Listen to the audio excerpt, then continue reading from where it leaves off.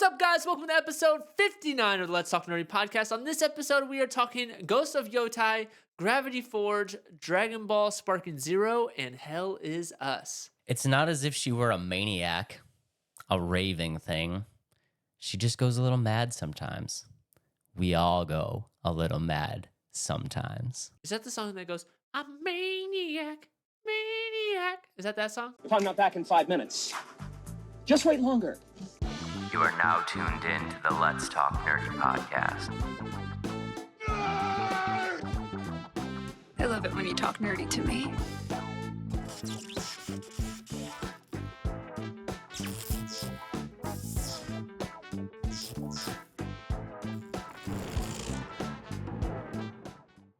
No, but I enjoy that you took that horrific thing that I just said and turned it into like something positive and uplifting. Yeah. That is Norman Bates from the movie Psycho.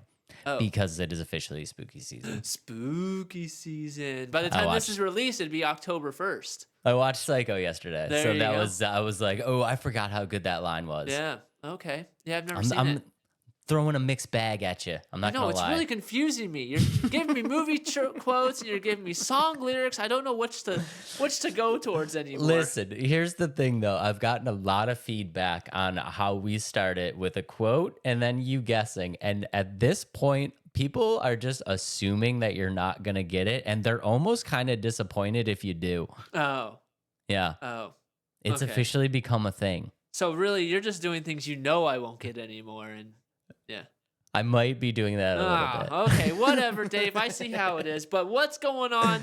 How are you doing, man? How was your birthday? Let's start with there. Dave, Okay. We've been friends for over 5 years, right? Yeah. You've Yeah, never like- told me your birthday. I don't celebrate my birthday much. Yeah. I'm not gonna lie, I'm not a big birthday guy. Yeah, but I found out, so that's why I had to. But of course, Adam found out and got me quite possibly the greatest gift that I've ever gotten before. And I wanted to bring it on the show. And there's only one way to really introduce this, and that is Ghostface. Whoa. Do you know why I said that like that? Do you remember the song that came out with these? Chia, guys, if you guys are just listening, I now have a Chia Pet Ghostface and I am absolutely in love with it. I cannot wait until I can start growing stuff on it. And also, Adam, I don't know if you knew this when you bought it, but it also doubles as a flout. Ready?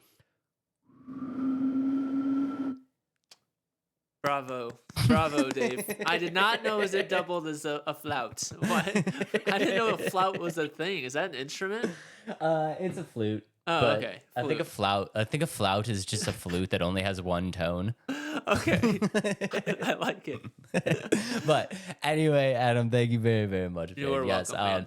I do not talk about my birthday a lot, but I did get a lot of happy birthday wishes. So it was a great week, and thank you for the present, dude. I really do appreciate it. Course, I love it. man. I did not know that they made it, and I cannot wait to grow Ghostface hair Into on an my afro. Ghostface Yeah, Chia it's gonna Pet. be great.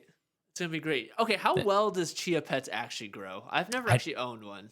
I'm going to be honest, dude. This is my first Chia Pet, so this is a learning experience for everybody. But you have like a green thumb. You're a good grower of things. Like you have your habitat of your fishies that you. Yeah, grow. I mean, I do enjoy the hobby. I have fish tank habitat. I got house plants, stuff like that. But I've never had a Chia Pet, so I don't know how it's gonna go. But I feel confident I can knock it out. I would say I can't imagine it's too hard, as it's targeted towards children's back in the day. You know, children, not children's plural. All right, Adam, you've had a lot of pressure on me now, saying that this is for children, and if I don't produce a luscious head of Ghostface hair right now, I feel like I'm gonna be the joke of the town. I think what we got to do is post your progress on Instagram. Oh, that could be fun. Yeah. Like Start with every week I could bring it in and see how big Ghostface's hair has gotten. Yeah, or take a picture of it and have it on Instagram for everybody to see. That's a good idea. Guys, make sure you're following on the Instagram to check the progress on the Ghostface Chia Pet. Yes. But what games and movies have you been playing? I know Also, you just real said Psycho, quick- so. Yeah, also real quick, I just want to throw it out there that I have a red Mountain Dew, and I'm going to crack that, so you're going to hear a little, oh yeah, a little bit of that. Not sponsored. That is one of the best Mountain Dews. Is that the Liberty one? It's the Liberty one, yeah. It's the peach lemonade. With a blast of red berry flavors, yeah. Oh no! Oh, it is a peach one. I think so. It tastes kind of peachy. Oh wait, no, the peach one is the white one. I have a blue one too. I Try don't the know. This peach. just says red berry flavor. Yeah, it says peach lemonade on it, and I'm not a big fan of peach flavor, but for whatever reason, that Mountain Dew, the peach one, peach lemonade, very refreshing, very refreshing. I love me a good Mountain Dew. Yeah. I'm gonna throw this out here though and say it though. I know I'm gonna catch some slack for this. Baja Blast, It's okay. kind of mid. It's okay. I think it's a good taste, and then it has a weird aftertaste. To be honest. Everybody loves it. Yeah. Look, I'm on Taco your Bell side. exclusive, which by the way, guys, not Taco Bell exclusive anymore. You It can is buy not. Baja Blast anywhere. And like not that great. No. Not my favorite. Not my favorite either. No. And also, there's alcoholic versions of it now too. There's alcoholic Mountain Dew. Yeah. Oh, Yeah. doggy. I only know because of a bachelor party. But other than that, I don't drink alcoholic Mountain Dew very often. But when I did, I was at a bachelor party, and it was pretty tasty. So Adam drinks only alcoholic Mountain Dew. only if it doesn't have it in there, I'm not drinking it. But But yeah, game wise, dude, I don't know what's going on, but I've been living in the SNES Mini. as you should be. I because don't know. I don't know why. I set it. We talked about it last week. I set it up to make sure it works. I one shot in Mighty Morphin Power Rangers, and I was like, that was dope. I'm gonna keep going. And now I jumped into Super Mario World, and I'm trying to beat it and get all 96 checkpoints. How close are you to doing that? I think I'm at like 62 right now. Wow, you're cruising. You're Cruising. through. That's awesome. That's awesome. 9-year-old me would be like, yo, why are you so good at video games? Yeah, just wait till you can time travel and you're like, hey, 9-year-old me, I do this now. And you'll be like, whoa, dude.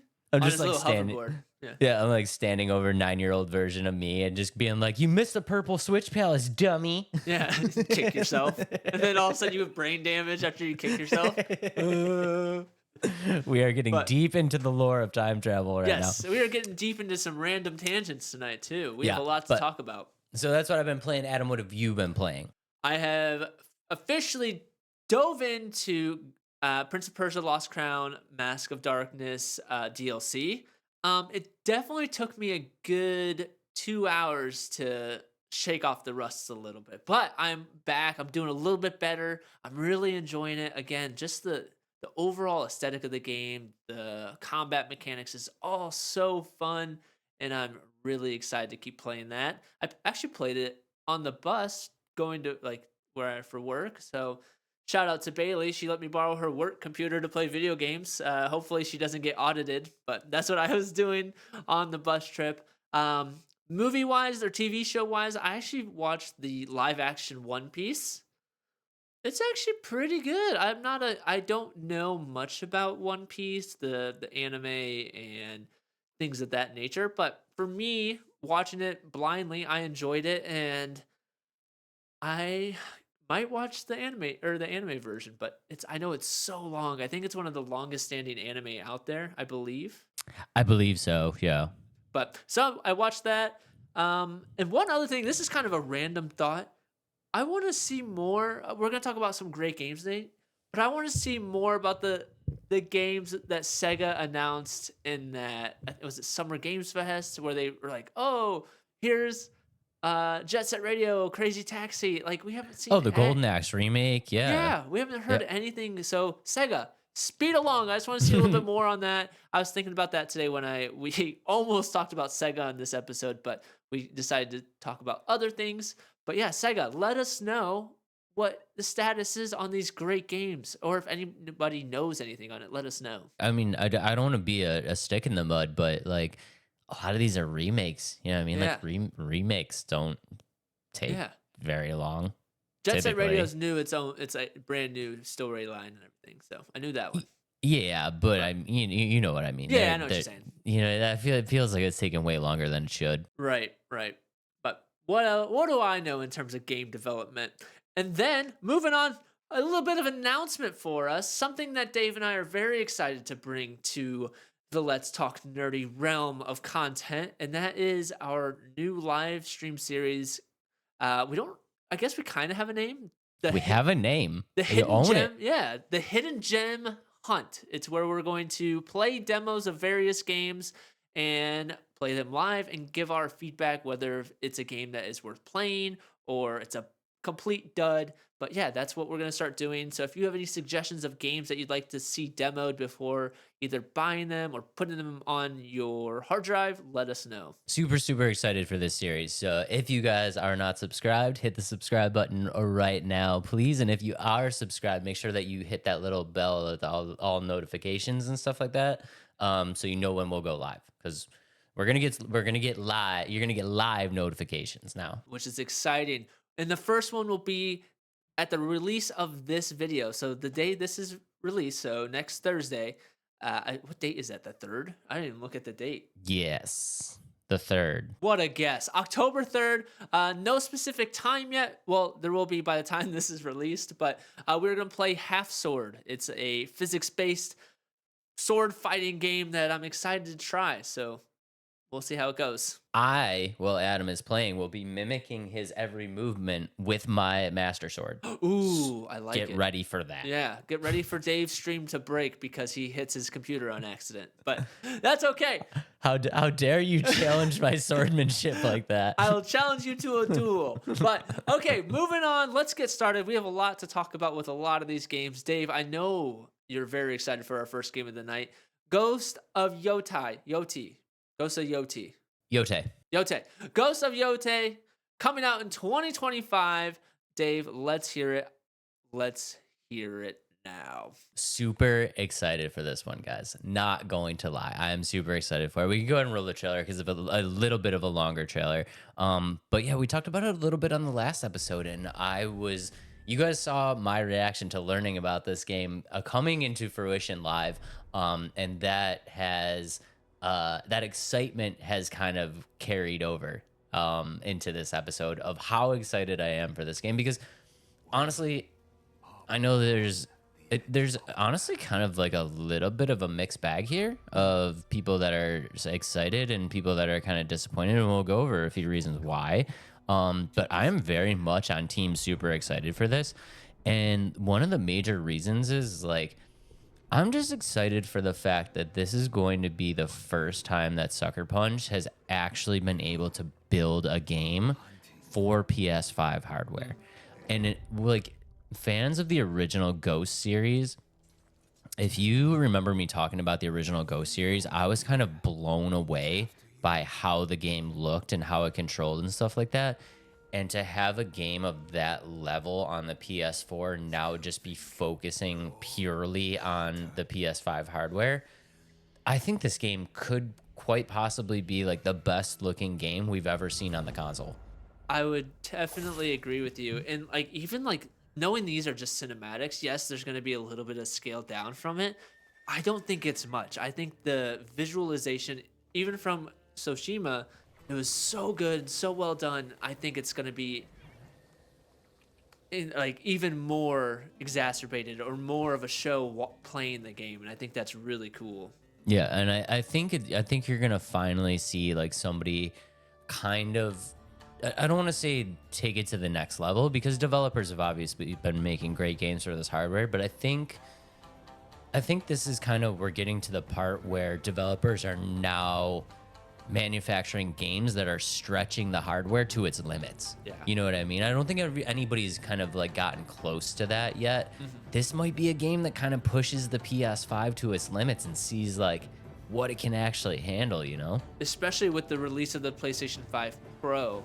Right. This is going to really shine on the new hardware, and like we said with the previous game, it already did that. Now it's going to be even more with this game. And I'm excited for it. And even though I didn't play the first one, watching this trailer, watching more gameplay of Ghost of Tsushima, I'm so much more excited for this one. Yeah, and it's great that you brought that up. So guys, if you're just listening, again, we're kind of checking out the trailer right now, and there's a lot going on here, and I want to talk about everything that we've seen in the trailer. But Adam brought up a really great point, is that he's excited for this game but hasn't played the first one. And the good news here is that this is an original story. It is not a direct sequel. So if you have not played the original Ghosts yet, I cannot recommend it any more than is humanly possible. You should go play that game immediately. But if you haven't and you have no interest in playing it, This is a standalone title, so you do not need to have played Ghost of Tsushima to understand what's happening in this game. And I think that's really good for players like me. And typically, this isn't my style of gameplay, but I think what really sold me is the fact that it's so aesthetically pleasing. The world is really well done. And I think the story of the game is really well done. And I think that's why I'm super excited about it. And kind of a side note here, 2025 release date.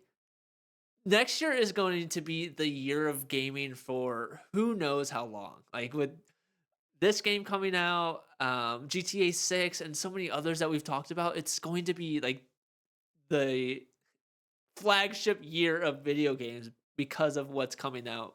And I think that's super exciting. But other than that, I can't believe how many games are coming out next year, honestly. But yeah, but like good on Sucker Punch to drop this game and like have a 2025 release date. Like usually we get game announcements, it's like it's like coming in 2028 and you're like, "What?" right. And that's like, especially with things like Wolverine, which is another PlayStation game. We haven't heard anything on that in so long. Like we heard about that in last year's Summer Game Fest or State of Play. I can't remember which one it was, but we haven't heard much about it. We haven't seen any gameplay or anything like this. This one, like, just announced. They show. I think there's a little bit of gameplay, like with the scene transitions of like galloping through the grasslands and walking through the snow. I think that's a little bit more of the gameplay, but it's so much more than we've seen with than Wolverine and some other PlayStation exclusive games. Um, but kind of going into it a little bit here, or one more side note here. So there's actually, and part of why people think that this is its new standalone title is because Ghost of Tsushima is actually getting its own movie, and so they're like want to put emphasis and focus into that instead of kind of sidetracking people away from it. But either way, it's still really cool looking, and that movie is going to be directed by I'm gonna mess this up, Chad Stileski. Did I say that right? Who directed John Wick? John Wick, baby. Yeah, so very excited, very great director, and should be a good movie. But I think that's partially why they went with a different route of bringing in Yotei. I'm saying it wrong over and over, but and I just think that's pretty cool. And other things about it is, like you said, they're bringing it from the ground up to really be its own thing for PlayStation 5. I know that there's kind of um a mass divided here, right? Of people that are kind of excited that it's a new story and people that are kind of not, that they really wanted a continuation. But like, I don't know, dude. Like, I don't want to spoil anything, but like the end of the last game, I feel like you probably could go on if you wanted to, but it also felt like it kind of wrapped. You know what I mean? Like I felt good about the ending. It felt like it ended. You know what I mean? Right, and that's what I saw as well. A lot of people were saying that it had a good closure to it, where it didn't have you like, oh, I need another sequel to see what's going on. It had a good, yes, this is a good ending, but it's like a but. Yeah.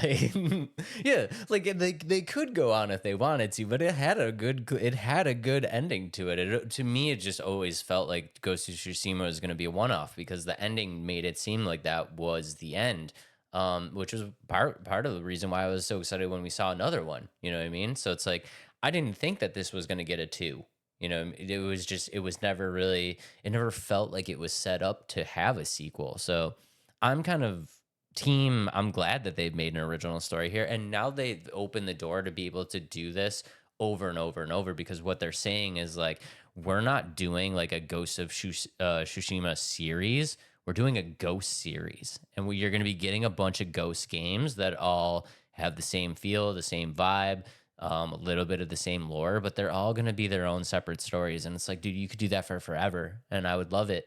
I say, look at Assassin's Creed. They started as a story, and now they're kind of random with whatever they decide to throw out there.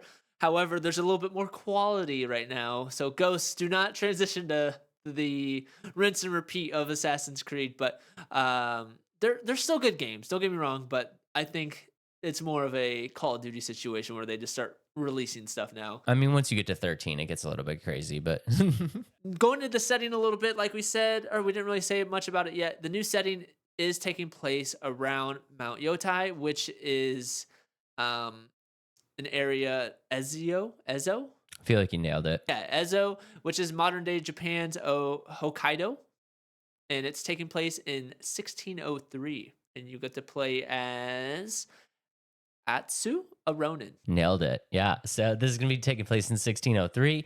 This is 300 years after the events of the original Ghosts. Adam talked about, the setting around Mount Yotei.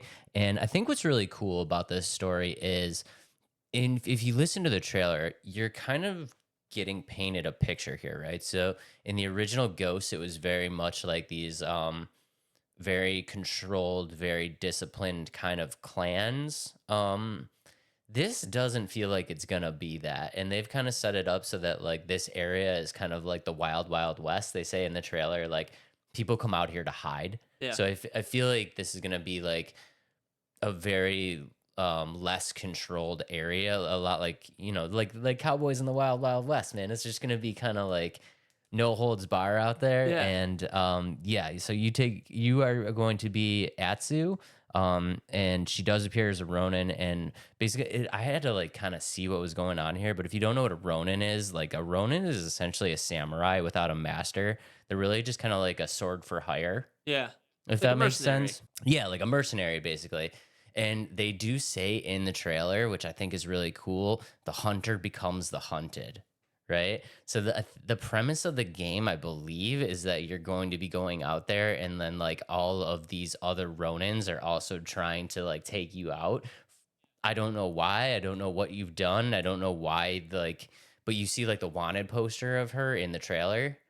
So I'm not really sure what you've done to like garner this attention, but my wheels are just spinning on like all of the cool altercations that you could have with this, with like specific Ronins coming and like trying to take you out and stuff. I think it's going to be, with how well the story is going to pan out, I think it's probably going to be some type of cliche of, oh, her family was killed and she killed the guy that killed them and went on this hunt of killing other Ronins kind of situation. But I think it's going to play out better than how I'm describing it, if that makes sense. Like it almost feels like I don't want to be cliche, but it almost feels like like maybe she got hired to do something, and then the person that hired her wants to make sure that like what happened never gets out, and she's the loose end, because she's the one that committed the act. Like she can turn. So like he hires the Ronin does the terrible thing that he wants her to do, and then hires other Ronins to take out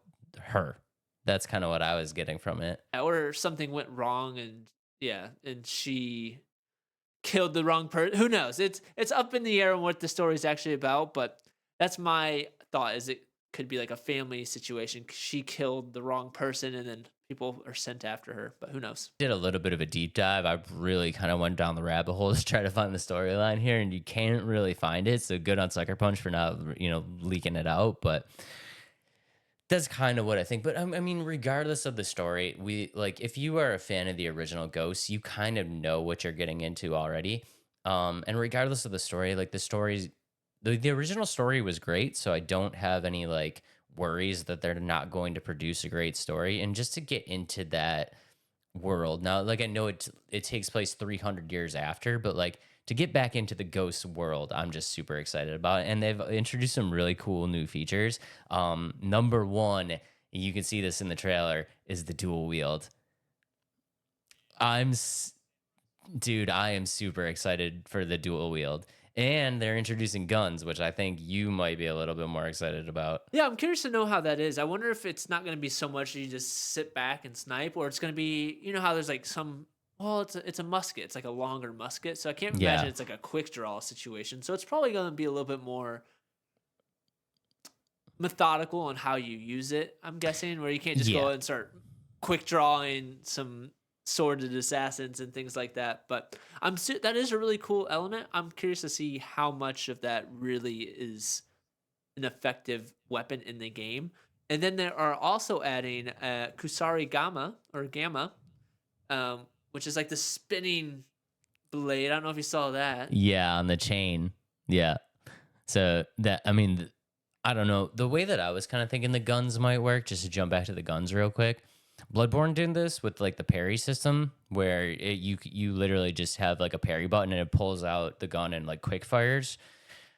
Then kind of like really looking at the trailer, like you said, it looks like a musket, so I'm not really sure if that's possible. But I mean, keeping in mind it's in the 1600s, like you're not gonna be like you're not gonna be like AR-15 and out there like bah, bah, bah, bah, bah, you know what I mean? It's gonna, like you said, it's gonna be more like methodical. But the one thing that we did see in the trailer, and I am super excited about, was the wolf. The wolf companion, dude. Having a wolf companion with you is going to be absolutely disgusting in this setting. I wonder how it's also gonna like. I'm just lots of questions. We'll see more when gameplay starting to become released. But I wonder if this is going to be a cooldown thing, or you send your wolf and kind of attacks as you want. I'm curious to see how it blends in with the gameplay. If it's going to be you have to use it all the time, or just kind of use it in situations where you feel like it's overwhelming. I don't know. I mean, I feel like it's going to be kind of level-headed here. I mean, there's probably going to be situations in which you do have to use the wolf for certain things because, you know how developers love putting in the game mechanics of like switch to the wolf and sneak around and like open the door and stuff like that. So you might have to do that stuff, but like I almost think of it as like quick actions, right? So like, you know, if you're in the middle of a fight or something like that, the way that Ghost of Tsushima worked,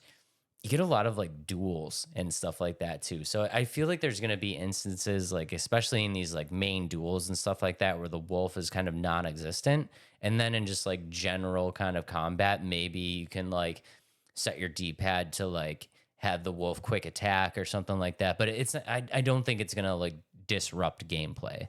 Maybe it's one of those situations where kind of in Spider-Man you have to hit the button at the right time, and then like that's when the wolf can come help a second or then run out. But I'm curious to see how that works. Or I wonder kind of how you described it, if it is going to be more like more recently Star Wars Outlaws, where you had your little companion that you could jump at him, Nyx, the little guy.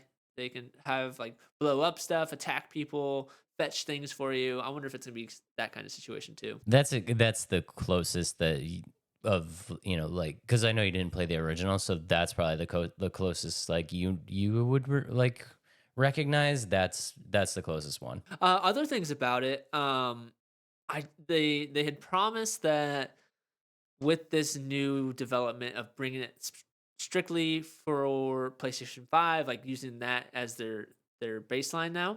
Um, they're gonna have where like you can see farther, and the stars are gonna be more bright and more twinkly. You're gonna see auroras in the sky, and so they're really trying to improve their elements of realism, including the wind as well, and just the way things move in the world. And again, when the game is so visually pleasing to look at, I think it just makes the game so much more strong to play on top of the great mechanics the first one already had. They said like the water and the plants and stuff too, which was like I don't like honestly, I don't know how they can make it much better because when I saw Ghosts, I was just like blown away. It was one of the things I was blown away at. It was like you're riding through this field and it's like you can see every blade of grass like move like flowing in the wind, and you're just like, dude, the future of gaming is here. Like when I saw Ghosts, I was like, every game needs to be this level, or like I don't want it. You know what I mean? I just think it's a game that fans are really excited about just to see where it's gonna go, and they can only expand so much more. Like they're going to expand so much more from the first one, and I think really make a lot of people happy. Yeah, me too. I mean, I'm excited to see what they're gonna do. Again, just I know there's a little bit of a divide here, but I think closer to release, the people on the other side of the coin that are a little upset that it's original title, might start to that disappointment might start to fade and just like, all right, like I'm excited for a new Ghost game. So 4 years since the release of the first one. 4 years, yep. So I think it's either you don't jump on board and you're disappointed that there isn't one for who knows forever or anything, or you jump on the board and say this is a great game. And I think that's what, like you said, a lot of people are going to do. I do have a question. The first one has multiplayer too, right? Yes. How does that work? Like, I never like I didn't realize it was a multiplayer game. Was it very popular? Was it fun? It's kind of popular. I mean, essentially, it's basically like it's like a hero shooter, but no guns. Okay, so you just attack each other with swords and Yeah, it's like a team based, like Dark Souls PvP. I was just curious. I didn't realize, and I think they're gonna have the same kind of deal with this one too, is from what I read. So Yeah, they are bringing back multiplayer. I know people were a fan of the multiplayer. I personally was.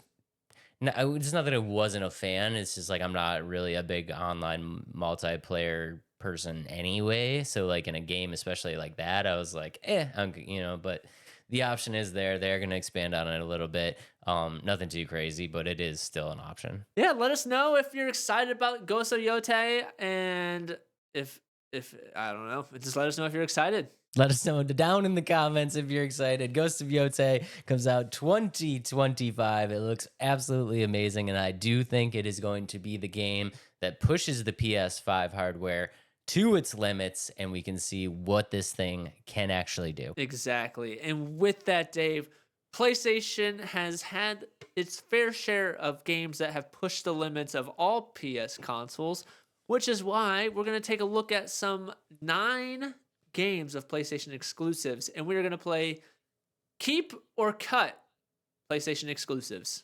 Are you ready? PlayStation has had my heart since I was a young lad, so this one's going to be tough. I am ready. I'm looking at this image here, like of these 9 games, and I'm like, okay, I think I know which 5 Dave is going to keep and cut, and so I'm going to see as you do it. And what do you think? Should we do?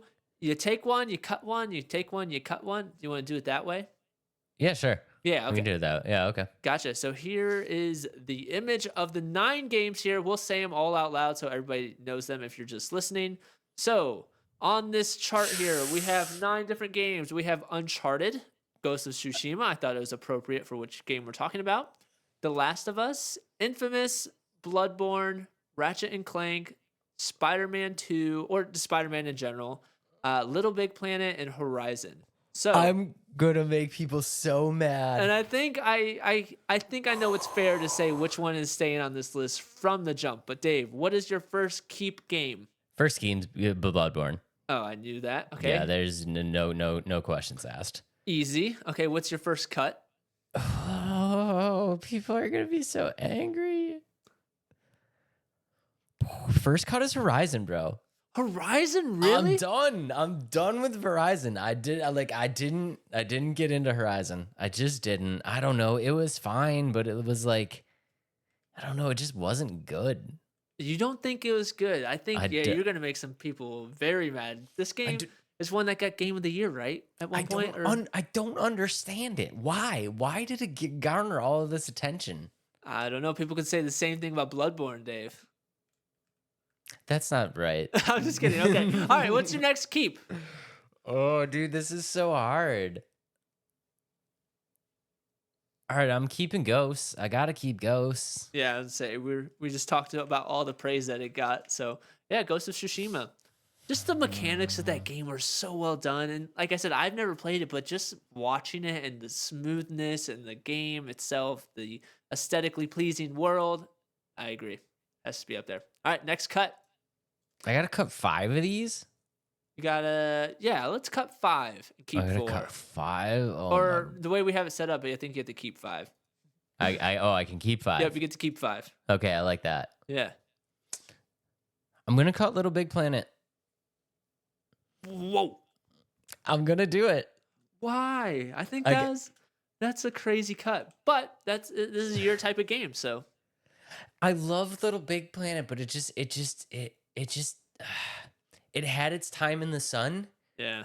And it was great. Yeah. And then that time has passed. You know what I mean? And I'm just kind of like, I could do without LittleIg Planet. Yeah. I could do without that time. Gotcha. I like it. All right, next keep. We're going to keep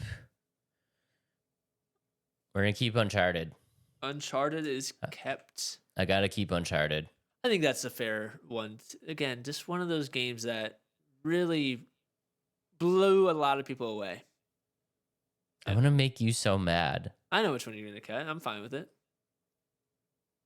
It's fine, Dave. Which one are you cutting next? Which one are you cutting next? I'm cutting Ratchet and Clank. Oh, okay. I'm okay with that one, to be honest. I mean, it's fine. Yeah, I It's think fine. I hate to say it. I think it's kind of a like a throw a dart at the wall and compete with Mario kind of situation. Mario, Kind of. Crash Band. Oh wait, Crash Bandicoot is PlayStation, so never mind that argument. So Kind of, yeah. Yeah. Yeah, that's, yeah. okay, All right. next keep. Next keep. I gotta keep Last of Us. Last of Us. Okay. I literally have to cut Infamous or Spider-Man 2. That is true, Dave. Bruh. Infamous or Spider-Man 2? Bruh. Whew. I'm cutting Spider-Man. Really? Wow. I'm cutting Spider-Man, yeah. Okay. Why is that? I don't know, dude. I just like, oh, dude, I'm gonna make so many people mad. Spider-Man games are the same game every time. Okay. That's You know fair. what I mean? That's fair. Yeah. It's just, and it's like, I don't know. I get bored. I get Yeah. bored playing a Spider-Man game. Yeah. Like just doing the same thing over and over and over within the one game and then stack that on like 17 games. Like, I'm just kind of over it. Yeah, I could see that. I think the biggest thing with the Spider-Man for me, as much as I love the game, I love playing Spider-Man. I kind of agree with you a little bit. These last three, they're really good, but like you said, they're almost all the same. I don't think there's anything really hugely different about it. Yeah, they added Venom in this newest one, and you can play as both Spider-Man and Miles Morales. But I agree with you. Here I'm gonna go through mine real quick. If I were to keep and cut, Yeah, do it. So I'm sorry, Dave. I'll do my keep first. My first keep is going to be Infamous. I love that series. I think they should add another installment of the game series, but they don't always listen to me. My first cut here is going to be Bloodborne. Wow. I'm sorry, Dave. It's not my type of game. My next keep is The Last of Us. That was one of the first PlayStation exclusive games that wow, this is why I'd buy a PlayStation. So that is the reason why I bought the PlayStation. That and Infamous were the two. My next cut, I'm going to cut Ratchet and Clank. Okay. Yeah, it's all right. My next keep here, I really like Horizon. I get to use a bow and arrow, so any game I get to use bow and arrow, that sells it for me. Next cut. See, this is where I'm just saying, like, I didn't cut your favorite game, so it's kind of crappy. You cut my favorite game. Hey, Okay, go ahead. I didn't cut Ghost of Tsushima. This is your world. We're living in it. I'm with you though. I'm gonna cut Little Big Planet. I think it's fun. It had its time, and then it kind of died, I guess. Yeah. So how many have I done here? You cut Ratchet and Clank, Little Big Planet, and Bloodborne. Okay. Oh, so I'm done. Right? No, you got one more. Oh, Ratchet. I don't know why. I thought Ratchet and Clank was 2 games. I got one more here. You gotta cut one more. Okay, I gotta pick one more too. I will keep. I'm gonna keep Spider-Man 2. I think that's one to keep. And then now Ghosts. I'm gonna make some people mad too. He's cutting Ghosts. I actually think I'm going to cut Uncharted.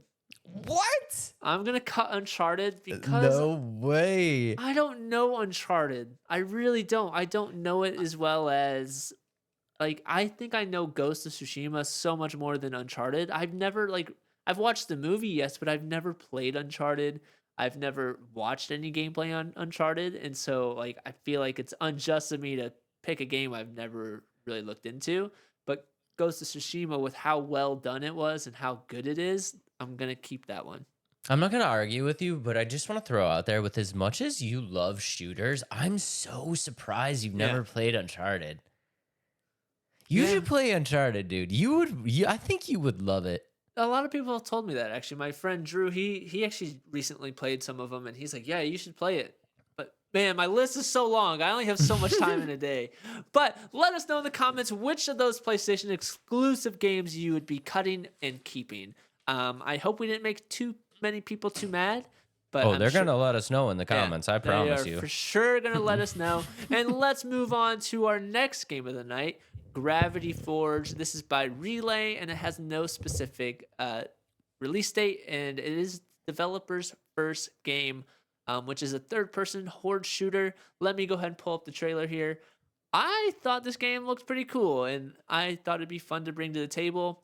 Yeah, so here it is, and right off the bat here, this bringing in swords into the game here. Oh, if it'll play. Oh, it froze. There we go. Bringing in a sword and just slices this mech and then does these John Wick flips, slow motion shooting. It's super exciting to me. I think it looks very fun.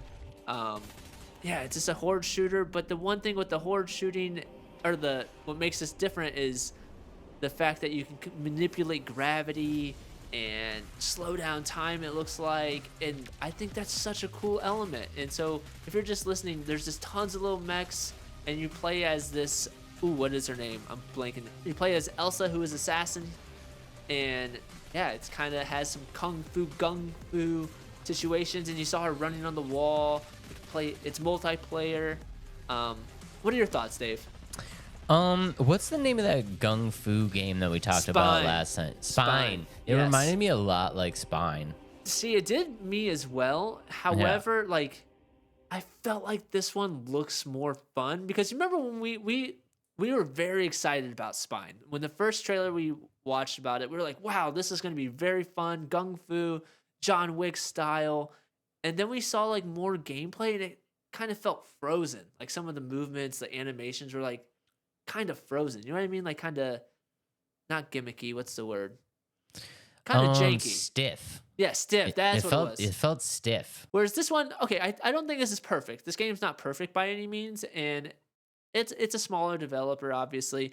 But I felt like the movement like was into the gameplay more than Spine was. Spine felt more animation based, whereas this seems like the moves are gonna matter, the way you jump over things and slow down time, run on walls, like attack the ground and have your exploding sword.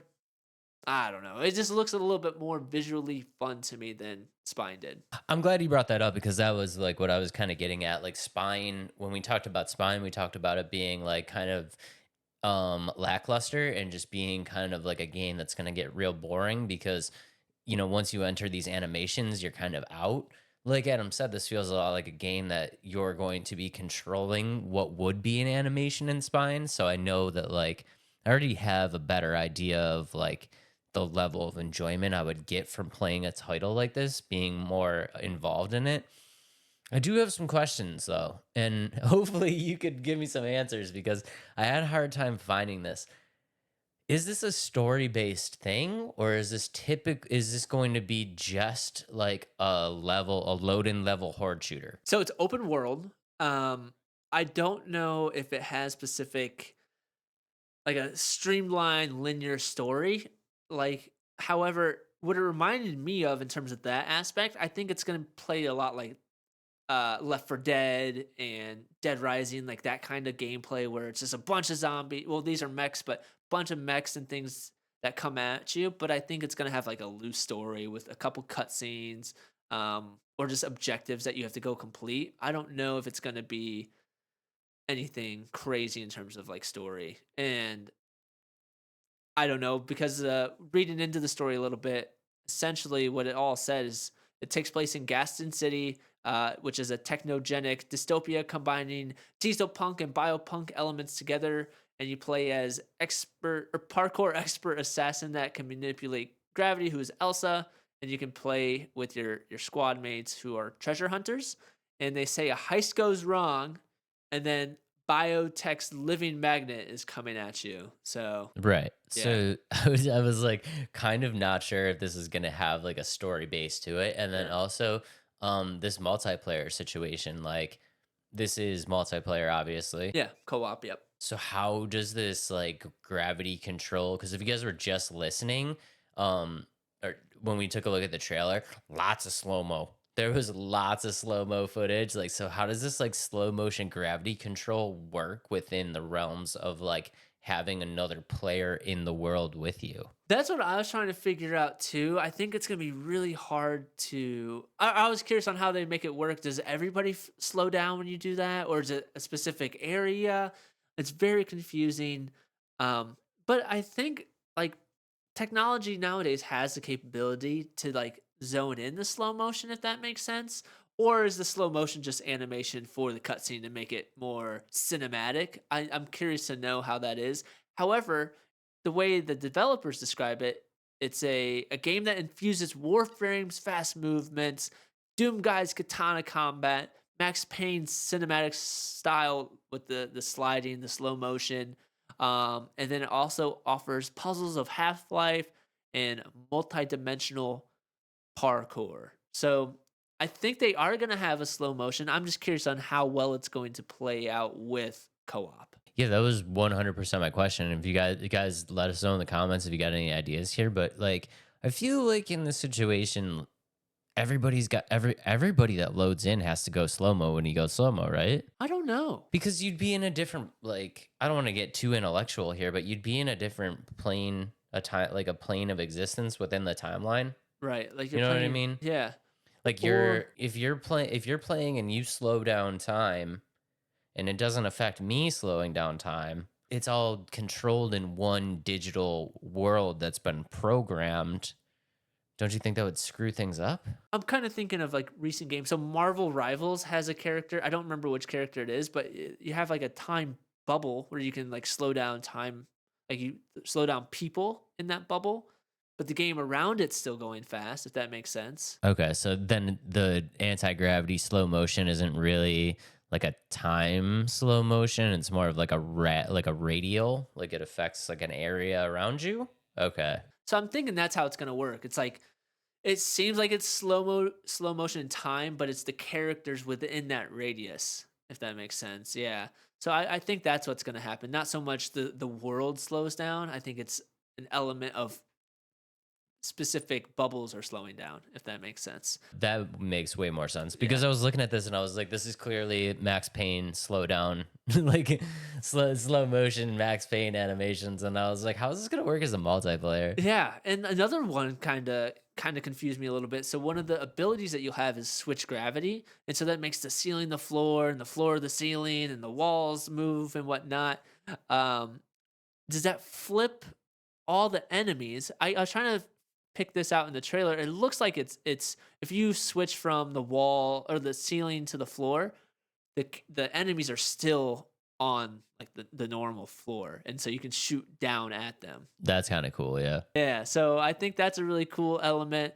One other ability that I didn't get to see too much in the trailer is you'll have a shrink ability to get behind enemies and like ambush them. So I was hoping to see a little bit more on that. Like an Change, Ant-Man situation. yeah, yeah. So I'm curious to see how that goes. Create gravity wells. So I in the trailer you saw where she like threw this purple ball and like all the enemies were floating in the air as she was shooting them. You can change mass. I think that might be the shrink, but I'm curious to see how these all play out in a co-op aspect, and I'm really excited for it. And then the combat is again supposed to be very fast paced, combines melee and ranged attacks. One thing that I thought was cool with the combat is the enemies are AI, like the AI and the enemies learn your tactics of how you play and they'll counteract on elements that you like if you're doing the same thing over and over, they'll pick up on that and fight you based off the way you've been playing. Yeah, the adaptive AI. Yeah, it's so Yeah, I was cool. gonna touch on that. I kind of like when games do that. Yeah. It makes Because, it less predictable. Yeah, and it makes it more challenging too because it's like I don't know, I almost don't trust myself when I play games, right? Like you don't want to cheese, but if you find one, you kind of like if you get to a spot and you're like I can't beat this and you're like cheese. You just do the cheese and like you can't help yourself from doing the cheese. Like I don't know if you guys are the same way, but I don't know. Like especially like Dark Souls and stuff like that. Like if it's just like cheese, just do the cheese. After 400 deaths, I'm just doing the cheese and the adaptive AI kind of like just cuts the cheese out. Puts it in the shredder and says, "Nope, sorry." But yeah, so I think that's really cool. There's gonna be various different types of enemies. So they'll have the basic enemies, but there will be elite enemies too. Which there's a couple in there that look like they were samurais that come at you. I'm guessing again based off the objectives that you're supposed to complete. Um, with the co-op, there's friendly fire, so you gotta watch out if you throw these gravity wells or you shoot at them. Like that can injure your teammates and cause them to die.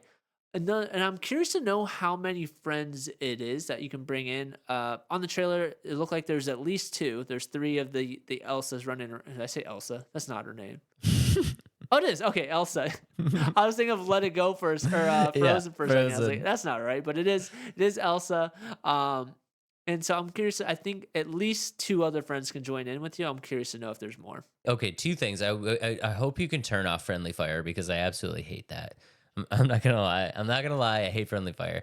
And like, don't you kind of wish a little bit that like they made some other characters? Yeah, that's kind of weird, especially kind of load in as three Elsas. Yeah, Yeah. I just kind of find that weird. I just wonder if like ability wise of trying to mesh various abilities, like if other characters had different abilities, trying to manipulate that. I guess. I mean, other games do it, but I don't know. I don't think you got to give them different abilities, guys. If you guys see this video, like, just make two different sprites. Just make two different characters. They don't need to be any different. Make it Elsa and Kara and Bella, and just make them like different hair colors and wearing different outfits. Like it doesn't have to be crazy. It's still better than dropping the three same sprites in. Right. I mean, it could be the same just for right now in the trailer, and they just haven't had time to piece together other character models. But yeah, if you can have different character models, that'd be cool because it'd make it less robotic, I guess. But I mean, it is a lot of robots. If possible. I mean, if possible. If you guys see this, if possible, maybe just like two other sprites, just so we're not dropping in as the same character, would be kind of interesting. Overall, I think the game is really cool looking. Again, we talked about spying a couple times and just the level of staleness that the animations brought. I think this one is much more intriguing to me now than the first one, or instead of spying.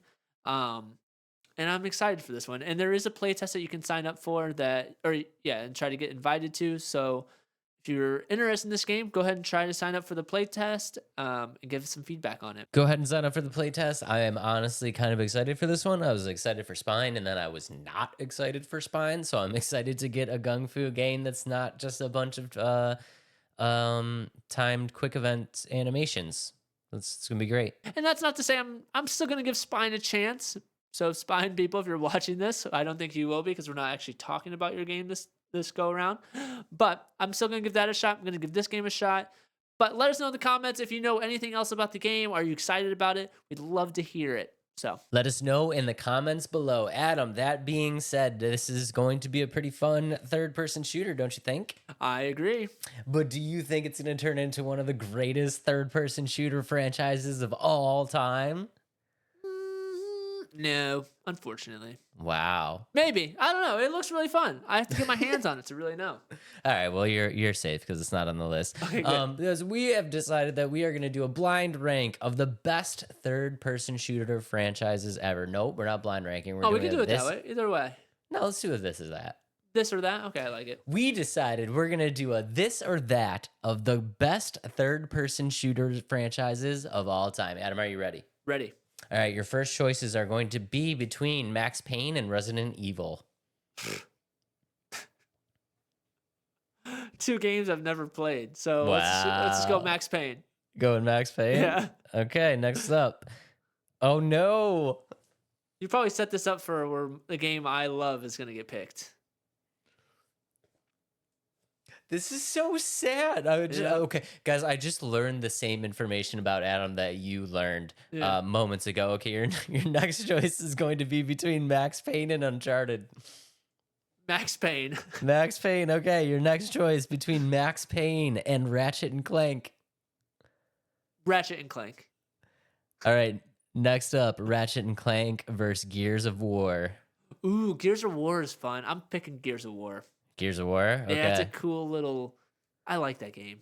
I'm just excited to get one game that you like now. It's bloody. It's dark. I like Gears of so War. Dope. Yeah. Yeah. Okay. Next up, Gears of War versus The Last of Us. The Last of Us. Wow. I love The Last of Us. It was so good. Okay. Last of Us versus Tomb Raider.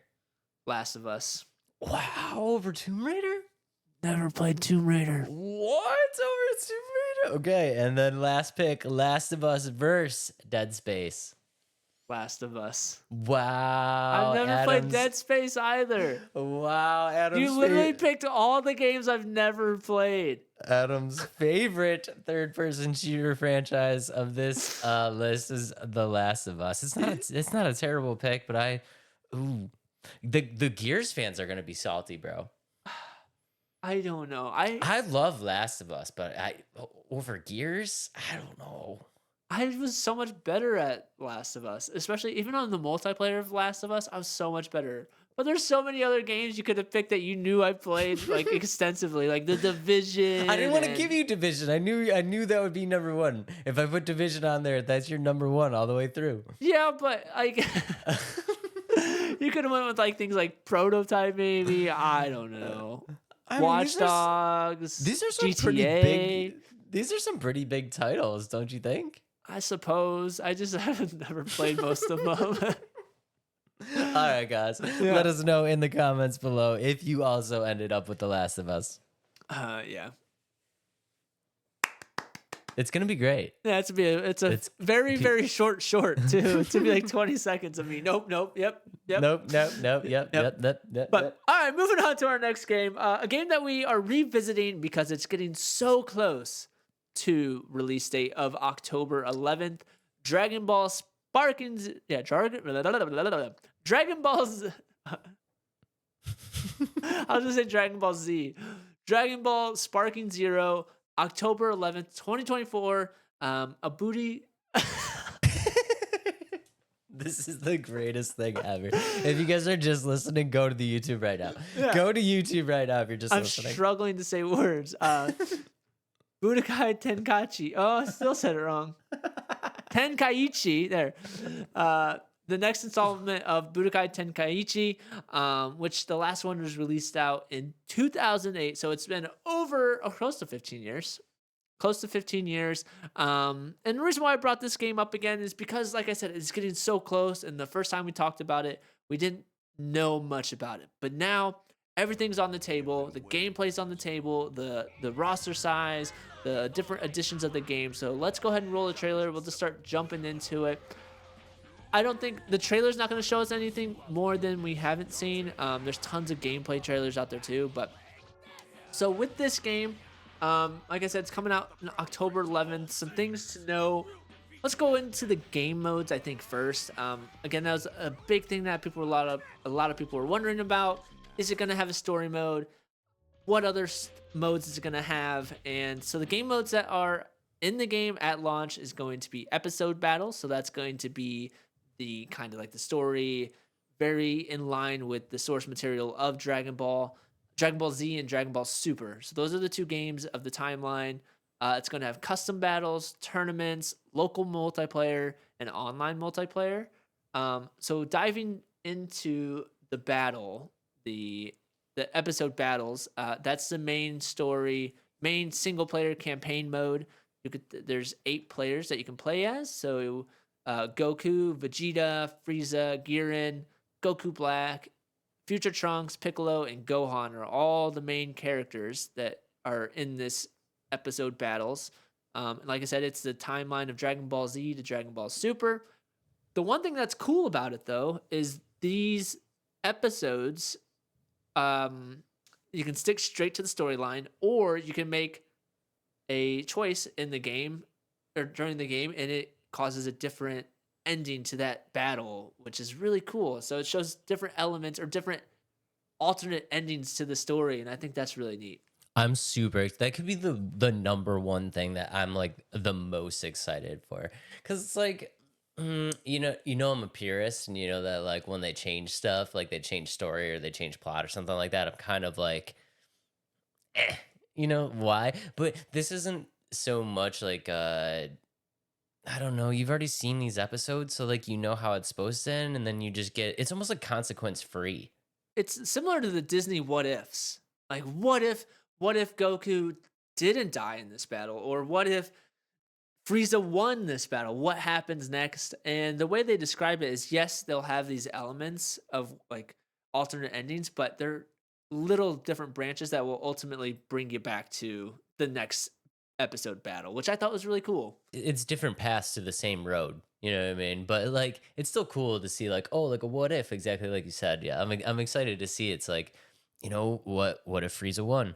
Yeah, let's see. Like, With that, it's not just like it's actual cutscenes and voice lines. It's not just a picture of this is what happened since you finished this battle this way. No, it's a cutscene of that can be triggered with specific finishing moves. And bringing one of the examples they use is the first fight they go to fight Raditz. Like you don't bring Piccolo, and it's Goku fighting Raditz on his own. So it's really cool that they're it's not just a quick decision. Like you can think about it and it will alter the fight, and I think that's really neat. yeah, and I almost want to do this all in reverse. Yeah. Like I almost want to make every opposite decision that happened in the show just to see like everything new that's happened. Because like you said, it's like it's not like a little text and an image. It's like they've created like an actual like Storyline to it. yeah, they've created a storyline and a scene for all of these choices, and it's like deleted. It's like deleted scenes. You're getting like deleted scenes Yeah. from the show. Like if it went this way, this is what we were gonna do, but we never aired it. Some of these like triggers aren't going to be easy to come by. Like there's specific moments that will alter it. Like you might have to play it more than once to get a specific ending, or you might have to play it this way. There's not just one or two ways to do it. It could be a specific move that triggers it. It's really neat, and it's going to add to the replay value of the episode battles and things to keep you bringing into the game. Kind of just want to play the game all the way through, and like I said, just make every opposite decision from the show. So moving on from that, so that's a big thing with the episode battles, but more so, which is really cool, you can make your own like episode battles, and they call them custom battle mode. And this is where you can create your entirely original battles that you think would be cool to have. For example, I don't even know, Piccolo versus a clone Piccolo in a match. Like, whoa, where did this Piccolo come from? And with that, you can create your own post or pre and post credit scenes, title screens. You can change the music, change the characters' facial expressions, have specific battle requirements. So having little Krillin fighting Frieza, but you can't fly or something like that. Things like that. I think that's really cool and really gives the player base and the fans a creative outlet to really make a cool, like, this is my Dragon Ball Z episode battle. And I think that's so neat. And there's specifics that you can do in terms of victory conditions, that you have to complete it this certain way to win, and if you don't win, this will happen. And I think it's really cool. It's a very unique way of bringing creativity to a game, I guess, in this kind of nature. I hope you can load these up. Like, Yeah, you can.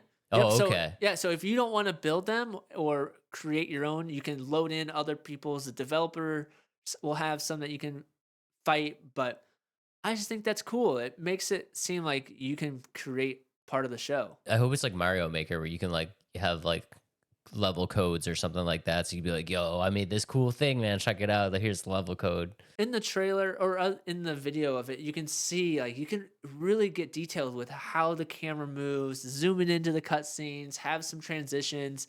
And I think that's really neat. And I think more games like this should do stuff like that. I think it's giving, we really talked about this the first time that we talked about this game. It's taking Budokai, what the game that people loved, and like really bringing it into a modern space, and a lot with like that zoom in technology, like the way the camera angles work and stuff like that. Like it's really just giving it a real, like a modern, yeah, like pick me up. It's just kind of boosting it into this, millennia, which I'm super excited for. It's not straying away from what it is either. It's just expanding of what it has been to even more greatness. And like we discussed in the first video we talked about this, we wondered like, oh, is the destruction really going to be a part of the game, or is that just a cutscene? No, they added destruction of the worlds, and depending on what power moves you use, like that will like destroy buildings and things like that, and change the landscape. And I thought that that's really cool. This expands on what the game is. Um, the animations look really good. We talked about that in the past. Moving on to the next game mode, there's tournaments, which will be online or offline. There's various different types. So specific rules and character choices that you have to pick within. Like you can't have Super Saiyan 4 Goku versus little Krillin in a match. Like no, it like scales down to the specifics of the fight, or you can't use key and things like that. So that's really cool. Now, here's moving on to the multiplayer a little bit. There's local multiplayer. However, it's limited to, I think, I could be wrong unless I'm just reading this wrong or watching this wrong. Limited to um, one map and like limited amount of characters. Which I don't understand. Part of it was, I think it was a last minute decision to add it in. So they just wanted to smack it in there because they had originally talked about not having a local multiplayer and just doing online. And I think this is just their way of trying to please everybody without fully investing into a local multiplayer. And I don't know why it couldn't, I don't know why it has to be ported two different ways, if that makes sense. I don't know why they couldn't just say, okay, offline mode, online mode, and you can load different people in. I don't know. I don't know either, to be honest. And you would think that it would be an easy fix, but yeah, unfortunately, it does kind of tip the hat that the local multiplayer was just kind of a last second decision.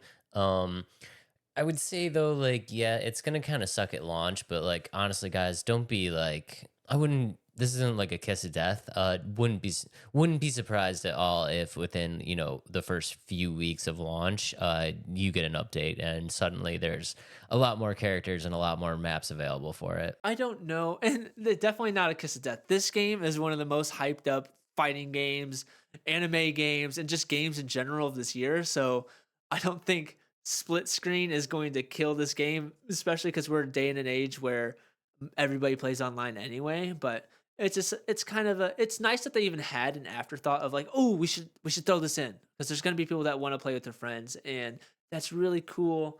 And I think this game looks great. And then with the roster size, so the confirmed roster size at launch is 182 characters in general. Yes, it's different transitions or variations of Goku's Super Saiyan 1, 2, Vegeta, Gogeta, like it's things like that, but it's still really cool that you have all this variety in characters that you love and the different transformations that they have. And the characters are from Dragon Ball, Dragon Ball Z, Dragon Ball Super, GT, and amongst all of the characters we've come to love, there's also new characters that are being introduced specifically in this game. And a couple of those are Lord Slug, Frieza, Force Soldier, Turtles, and there's so many, and that's really cool. And biggest thing is like all these characters have their own abilities and transformations and animations, and I think that's really cool because they could have said, okay, this character looks like this character, so they have the same moveset. Don't get it twisted. 182 characters, even if it's like different transformations, is a crap ton of characters. And if you're a real, like, if you're a, I don't want to say if you're a real, but like if you're a decent, if you're decently into Dragon Ball Z, these variations do mean something to you. I mean, they like Goku and Goku Super Saiyan 1, like the difference between them means something to you. So they are different characters, you know what I mean? Definitely. And they all have their different abilities, so that's really cool. Yeah, and 182 is absolutely insane. That's so many. It's and so then, many characters. We'll get into this a little bit later, but that's just at launch. They already have 20 plus characters lined up for DLCs and the season passes and things like that.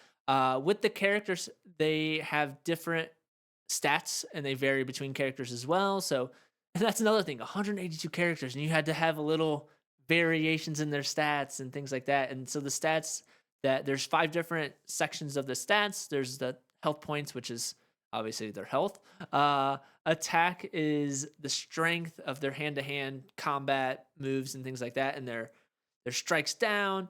Combos damage is how much combo damage the combo can do. Like the higher it is, the higher damage it does. Special attack focuses on the blast and ultimate blast and how strong those are. The key determines how much strong the key blasts are and how quick it recovers. And with this, it can all be customized or upgraded with capsule customizations. And I'm curious to know how that works. Is this going to be like a 2K like virtual currency situation where you can buy a bunch of this customizable caps, or is it going to be you unlock or you get more as you beat these episode battles and online battles? And so that's where I'm worried. Or is it a little bit of both? Like you can buy a bunch and then earn a bunch. I think it's probably going to be a little bit of both. I mean, I was a little nervous about it too, but honestly, this doesn't.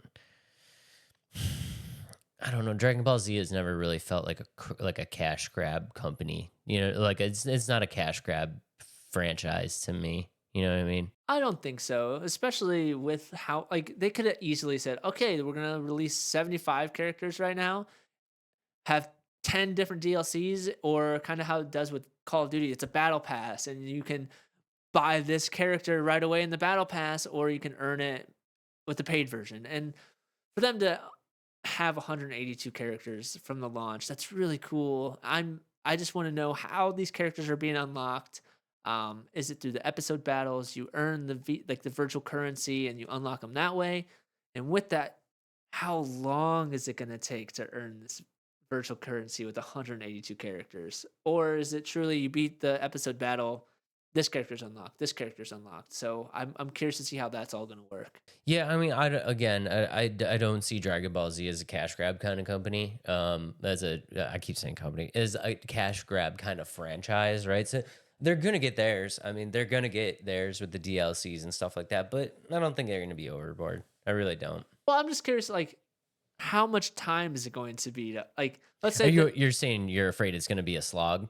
I just don't want, so like, with all these characters that are released at launch, how much access do I have to a lot of these characters? So, and I just don't want it to be one of those situations where, like, I've put 30 hours in and I only have 70 characters out of the 182. Like, that's what I don't want. Yeah, no, I mean, I can't imagine it being like that because the thing about having 182 characters is like you literally have to unlock them quick. Like I wouldn't be surprised if you unlock a character like after each episode, maybe you get 2 or 3 characters unlocked.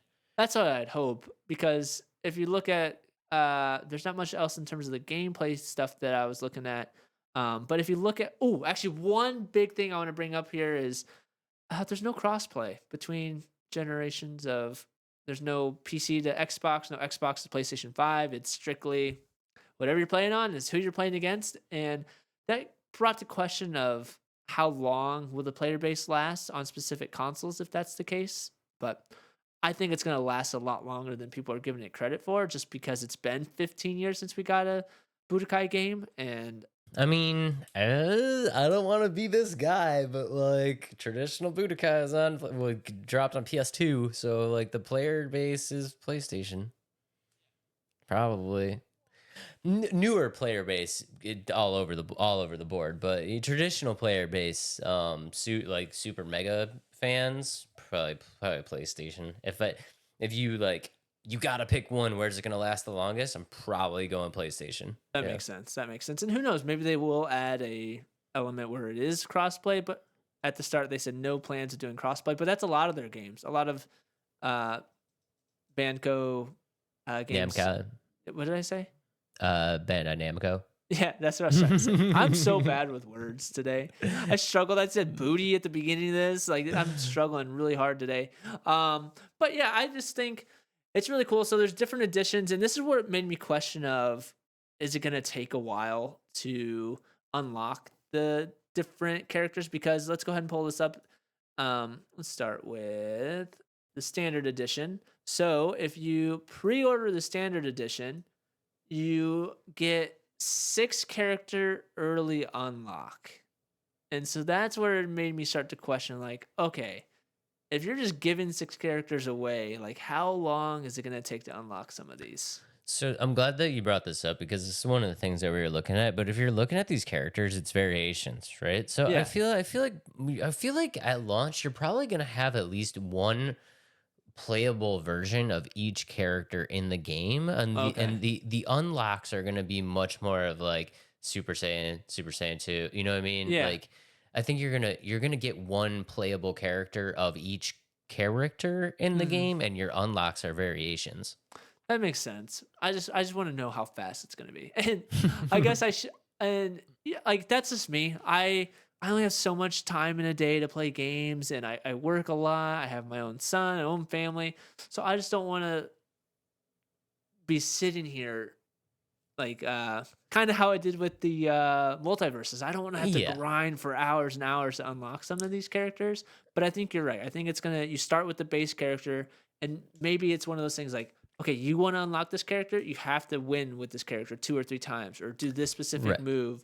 Kind of how it is with Call of Duty's gun attachments. You have to kill so many enemies with this gun this way, and that's how you unlock this attachment. So I think you're probably right. That's how it's gonna go. Yeah, and at its core, it's I mean, it's still a fighting franchise, right? So you're gonna go through. It's not like, I mean, there's gonna be people that want to unlock all 182 characters here, right?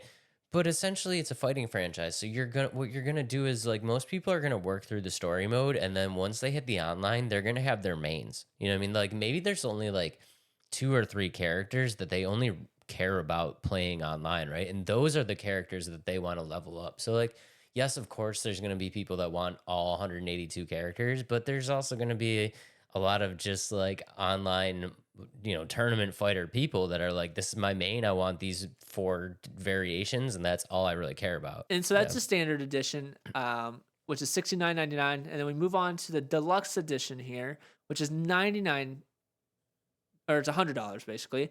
You get 3-day early access. You get the season pass, which includes DLC 1, 2, and 3, which you get early access to that, which will include 20 new playable characters. So I know we kind of talked about this in the past, but honestly, like I feel like that's enough because some of these DLCs or these season passes can be like upwards of like $50 and to get all these additional content, which it stinks there's no physical things with this. But I think in terms of like DLC, it's enough because there's sometimes where these season or these upgraded versions, it's only 3-day early access and a couple skins, if that makes sense. Yeah. So I think that's a little bit worth it. The next one we have is the Ultimate Edition. Again, a lot of digital stuff here. So if you're just listening, it comes with what was I gonna say? It comes with Ultimate Edition comes with the 3-day early access, the Ultimate Upgrade Pack. Oh, this is the same. Oh wait, where am I at? I'm looking at 2 different things here. Oh, Ultimate. I'm lost on my screen here. Ultimate Edition. I got the Yeah. ultimate. Yeah, okay, good. Ultimate Edition comes with a Lantern card with I don't know what that means. I just think it's a cool looking card. So that's a physical item. Oh, the lenticular card. Yeah, what does that mean? What is the lenticular? Lenticular is the cards where when you twist them, they like move. Ooh. Okay, but not for $110. Like, but it comes with the season pass, which comes again the 20 characters, the 3 DLCs. You can summon Shenron, summon Super Shenron, so that's cool. An upgrade pack, ultimate upgrade pack for Goku Super Pack, which comes with an emote, voice set, customization item, and 2 player card backgrounds. And then again, the 6 characters right off the bat. How much was that one? That one's $110. Yeah. I think if you're going to do, I might as well just do the standard edition or the deluxe edition, to be honest. If you want the DLCs, I think that's plenty. Last one here, which isn't very advertised too many places here, but the next one we have is the premium edition, which is Bandai Namco store exclusive, which comes with the lenticular card, but it also comes with this 10-inch by 6-inch diorama of Brawly fighting Goku. So, oh, and it comes with a steelbook. I should also mention that. 2 metallic bookmarks, and 3 or no, it's a card game, cards, and then the other things that we've mentioned previously. Is that really only 6 inches tall? Yeah, it is. That's tiny. 264 by 114 millimeters. So I did a Google search, and that's what it is. 10 by 6 inches. That's tiny. I know, and there's no price on it. There is a maybe it's 6 inches wide, 10 inches tall. Maybe. Even still, that's tiny. Yeah. Honestly, it doesn't look all that like high quality either, if that makes sense. It looks very cheaply made, I guess, but I don't know how much the price is on that. If you go on their store, you can be added to the wait list for it, but I don't know. I know Dragon Ball fans are probably like, I'm a Dragon Ball fan, but not as big as other people. So I'm sure there's a lot of excitement behind that. So I don't want to discredit that. If you think it's worth it, I just want to know how much it is. If you do know, let us know. I'm gonna ballpark it like $200. I would say 200 to 250. Yeah, the turtle. We just talked about TMNT Mutants Unleashed. That was $200 for the turtle van. That's true. Yeah. So I'm gonna guess probably about the same amount or a little bit more. Probably about $200 there. Yeah, but so if you're a huge Dragon Ball Z or Dragon Ball franchise fan, like that's probably worth it to you. If you are into the collectibles as well, like yeah, I think it's gonna be worth. One other thing I was gonna talk about this game. These games are so hard. I think the learning curve for like getting good at Budokai games is so hard. Maybe it's I played as a kid, so I don't really remember, but I just remember I love playing them, but I struggled so much to play them well. I was gonna go ahead and just put this in my pocket, and we were gonna move right on without talking about it. But we're gonna talk about it now. Dragon Ball Z fans, I love you guys very, very, very, very much. Budokai players, get ready for this online multiplayer to get sweaty.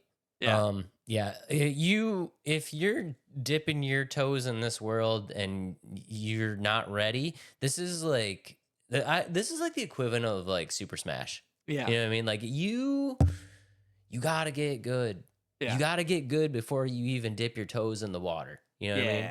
You need to be like a Michael Phelps before you get in the pool. Yeah, exactly. And that's how I felt. Like I just don't see myself playing online very much because I just know especially the people that were a little bit older playing these games back when I was a kid, and there's a big nostalgia factor, and it's like riding a bike. You don't ever forget how to ride a bike, and it's gonna be the same thing with this game. You don't forget how to play a Budokai game and play it well, and yes, there's gonna be a new refresh of the controls because there's a standard game control mapping, and then there's classic. So you played on classic and you've played as a 15-year-old kid, like you're gonna remember how to do it. Like for me, I wasn't that old. I just want to throw a little bit of warning to new players out there. Like if you're excited for this game and you don't, you're probably younger. I'm not gonna lie, you're probably younger, and you're just like you're a Dragon Ball fan and you're excited to get into this.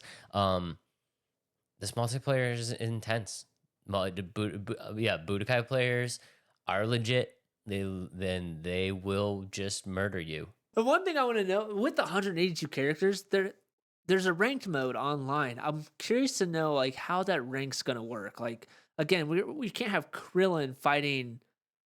Unless it's pretty well balanced, you can't have Krillin fighting Frieza all by himself. I guess I don't know. No, I think the characters are gonna be balanced. I almost think of this as like once you get into the online section, I feel like it's gonna play a lot more like Street Fighter. Oh, okay, gotcha. What I would say is like they probably raise attack damage on certain attacks and then nerf certain attacks to only have a certain amount of damage set in the multiplayer setting, and regardless of what character you use, there's like equivalence of that. Just like how like a Street Fighter would be. Well, like I said, I'm going to avoid online for the longest time until I really do get good. So again, like Dave said, if you're wanting to get into the game, you want to go online, dip your toes before you dive in, because it's going to be a struggle bus if you just dive right in. Just get ready. I mean, I'm not saying you can't do it, guys. I'm not saying like, oh, you got no chance if you never played this game before. Like you obviously got a chance. I'm just saying like you're gonna just know you're gonna load in and you're gonna get your ass kicked a couple times. You know what I mean? Like, and you're gonna get your ass kicked pretty bad. So like, just know that that's coming and just work through it. Just work through it, baby. You get good. Just don't pull an Adam and rage quit and throw the controller into the ground or something like that. You are not allowed to quit. You look at me right now. You are not allowed to quit. I'm not going to quit. So, but other than that, I'm very excited about this one. It comes out again October 11th. If you pre-order the Ultimate Edition or the Deluxe Edition, you can get it 3 days early. And the pre-order bonuses of the 6 characters from Unlock, which is really cool. So let us know if you're excited about this. That's kind of a silly question or silly comment because most people are excited about this one. Because I am, and I'm going to get this one. Let us know your thoughts down in the comments below. Adam. Yep. I don't have a segue for this. Oh, it's a great franchise. Let's see what we're doing next. Adam nailed it. That's pretty great. This is a pretty great franchise, right? Yeah.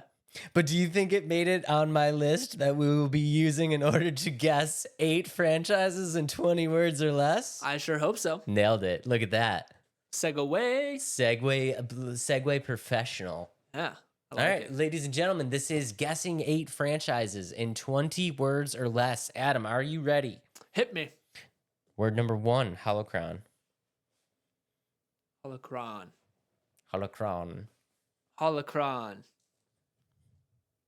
This isn't... It's a world, right? Holocron? Is that right? Like... How much help can I give you? No, it doesn't give me any help. It's not Transformers. No. What is this Transformers world? What is that one? Omnicron? No, Omnicron is like the big... Oh, that's right. I think you're thinking of the big world size. Yeah. Transformers. Yep. Planet boss. Okay, so I screwed that up. That's one word down. No, it's okay. All right, you'll get it here. Tatooine. Oh, Star Wars. Yeah, there you go. Oh, jeez. Wait, why do you sound disappointed? I should have gotten that one. That's fine. All right, next up, Forerunner. Like Toyota? It does make sense. Yeah. All right. Forerunner. Oh, jeez. Forerunner. It sounds familiar, but all my brain is going is to cars and Toyota right now. I didn't think about that. I should have picked a different word. It's not Dying Light, is it? No. No, shoot.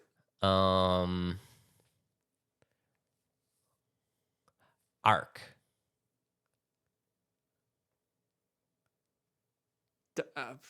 Ark. Noah's Ark? No, it's not. Dang, you gave me hard ones today. Ark.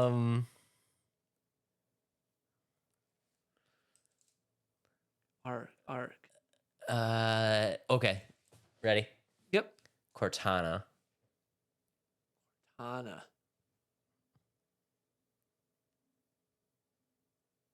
Now I'm thinking Microsoft, like it used to be old Cortana. Cortana. You're on the path. You're kind of on the path. Cortana. Oh, this is gonna make me so bad. Cortana. I can see the projection of the lady. You know it. I know you know it. It's not Borderlands. No. No, hold on. This will make me so mad. Horizon. No. Why am I blinking? I can just see the lady's head popping up. Not Portal. No. No. Shoot. Okay, what's the next word? You want another word? Yeah. Oh, we're at 6 words.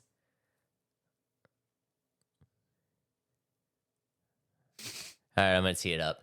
Chief. Oh, Halo. There you go. Oh, my gosh. I got Cortana, kind of. Yeah, I can just picture the head of the lady popping up. Yeah, that's okay. It's all right. We got 2 and 6 words. We're good. Yeah. We're going to nail the rest of them. Mm-hmm. All right, next. Mirkwood. What words are you saying today? Holy cow, Mirkwood? What is a Mirkwood? Frogger? No. I thought that was an easy one. I guess not. Mirkwood. Hawkins. Hawkins. Yeah. Treasure Planet. No. I don't know. Oh no. Hawkins. Mirkwood Hawkins. Not ringing a bell. I'm gonna tee it up. We're at 9 words. 11. Stranger Things. Yeah, there you go. See, I've only seen like 3 episodes of that show. What? Yeah. Oh no. Yeah. I'm sorry. It's okay. All right. We're gonna bring it back around. Word Bring 10. it back around. 10. I Duff. can do it. Duff? Like Hillary Duff? Oh wait. No. Duff. Duff. Is this a character name? Oh, you can't tell me. No.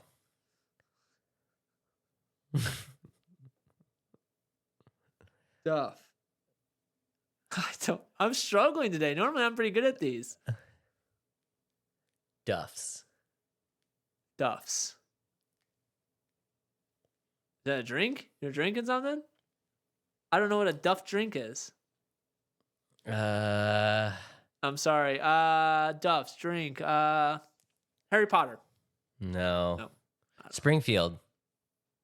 Oh, Homer Simpson, The Simpsons. Yeah, there you go. Oh my gosh. Okay, we're good. You got 4. You got 4. We're halfway there, and we're at 11 words. Okay, it's funny. Okay. I live in Springfield now, so. All right, we're gonna bring it around.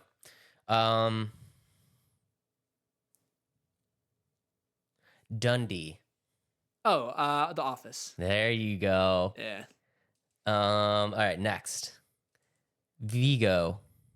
Vigo what? Vigo. Think. I don't know what Vigo means. You do? Vigo, Formula One. I don't know. No. Okay. Ecto. Dave, you're killing me with these. I know you know it. Vigo and Ecto? Yeah. We're at 15 words. Ecto.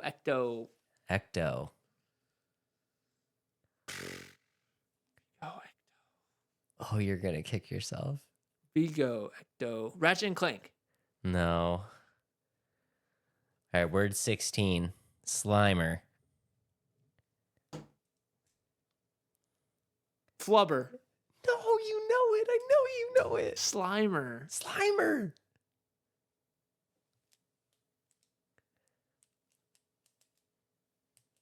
Your illustration with your fingers is not helping me.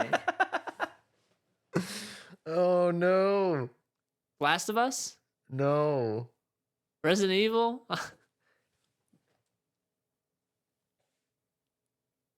No.